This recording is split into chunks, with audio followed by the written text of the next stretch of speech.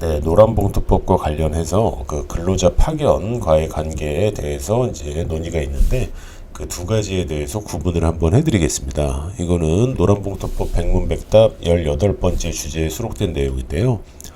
일단은 이제 파견 관계라고 하는 거는요, 저희가 보통 어떤 물리적인 장소적인 파견, 그러니까 본사에서 지사로 잠깐 파견을 보낸다 할 때 그 파견은 아니고요. 근로자 파견법에 따른 파견을 의미하는데 그 소위 이제 삼명 관계를 전제로 한다 해서 유명한 삼명 관계가 있습니다. 자, 이 삼명 관계는 주체를 보시면 조금 이해가 되실 텐데 파견 사업주가 있고 사용 사업주가 있고 파견 근로자가 있습니다. 자, 파견 근로자는 일을 하는 사람이고요. 그 파견 사업주는 누구냐면요. 이 파견 사업주는 파견 사업주 기준으로 자신이 고용한 근로자가 있어요. 그럼 자신이 고용한 근로자라면 전통적인 근로관계에서는 본인이 지휘명령을 해야 되는데 타인의 지휘명령을 받게끔 말 그대로 파견을 보내는 거예요. 그러면 요 지금 그 사용사업주 입장에서는 본인이 아닌 타인, 한마디로 지금 그 파견사업주라고 하는 사람이 타인이에요. 타인이 고용한 근로자를 파견받아서 자신이 지휘명령을 하는 되게 어떻게 보면 기존에 없었던 전통적인 어떤 근로관계를 깬 되게 특이한 방식이에요. 그래서 이러한 삼자 간의 관계에서 지금 파견 사업주와 파견 근로자 사이에는 고용관계가 있다 해서 고용계약을 체결을 하고 한마디로 근로계약서는 이쪽에서 쓰고요. 그리고 임금이라던가 4대 보험 관리는 다 파견 사업주가 관리를 합니다. 그리고 사업주끼리 사이에 근로자 파견 계약을 해서 그 임금은 얼마고 예를 들어서 어떤 업무를 하는가 32개 허용업종이 있는데 뭐 예를 들어서 비서 업무라던가 사무보조 업무 이런 것들을 명시를 하고요. 그리고 사용사업주는 이 파견 계약에 따라서 적법하게 지휘명령을 하는 관계가 성립을 합니다. 그래서 이러한 이제 파견법에 따른 계약이 적법하게 성립했다면 파견 관계가 성립을 하는 건데 자, 이거는 노무 제공을 목적으로 성립하기 때문에 순수한 교육 훈련을 목적으로 하는 것은 근로자 파견에 해당이 되지 않습니다. 자, 그리고 파견을 해야 되는데 지금 비종속적인 노무공급자, 자영업자를 단순히 중개 소개하는 것은 직업안정법에 따른 말 그대로 직업 소개에 불과한 거예요. 그래서 이런 것들은 파견에 해당하지 않아요. 근데 이제 아주 예전에 한 20년 전부터 그 우리나라 노동시장을 한번 쓸어버렸던 이른바 위장도급 불법 파견 관련해서 순수한 도급이라 하면은 수급인의 일의 완성에 대가를 해가지고 보수지급을 약정하는 것으로서 이게 전형적으로 나타나는 것들이 건설업입니다. 그래서 민법 664조의 전형적인 계약이에요. 근데 근로자 파견하고 비교하면 그 외향 자체가 도급인은 사용사업주, 수급인은 파견사업주의 위치와 외관상 비슷하게 있습니다. 자, 근데 이러한 위치에서 근로자 파견은 파견 근로자한테 지휘명령을 할 수 있다고 적법하게 되어 있는데 자, 도급인은 수급인의 근로자한테 지휘명령을 할 수 없습니다. 그러니까 도급을 내려주면 끝나는 거고 수급인의 독립적인 지휘 하에서 지휘명령을 해야 돼요. 자, 근데 이게 이론적으로는 이렇게 되어 있는데 사실 말이 쉽지 이게 구분이 좀 어려운 이유가요.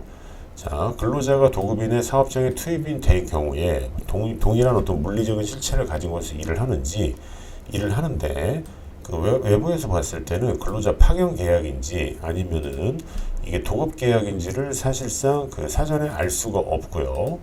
자, 그리고 도급인은 수급인의 그의 이행보조자의 작업 방법 등에 대해서 큰 부담을 지우지 않는 범위 내에서 적당한 지시나 감독, 어떤 그 일을 줬으면요, 그거에 따른 완성에 대한 보고 정도는 시킬 수가 있는데, 자, 이게 어느 정도 것이냐라고 해서 구체적인 지휘명령과 구별하는 게 사실 쉽지 않습니다. 그리고 파견 사업은 노동부의 허가를 받고 3년의 허가 기간이 있는데 도급은 그게 따로 없거든요. 자, 그래서 현실적으로 어려운 관계가 있어요. 그런데 자, 이게 지휘 명령을 구체적으로 했는지 안 했느냐가 이게 가장 핵심이에요. 자, 예를 들어서 노무 제공이 형식적으로 도급에 의해서 이루어졌다 하더라도 수급인이 고용한 근로자가 도급인의 직접 지휘 감독에서 노무를 제공했다면 사실은 이 도급인은 사용사업주가 되는 거고 수급인은 파견사업주가 되는 겁니다. 실질적으로. 자, 이러한 경우에는 3명 관계가 성립을 해서 파견법을 적용합니다. 한마디로 파견법을 적용한다는 것은 불법 파견 위장 도급이 되는 거고 이러면 형사처벌을 받을 수가 있어요.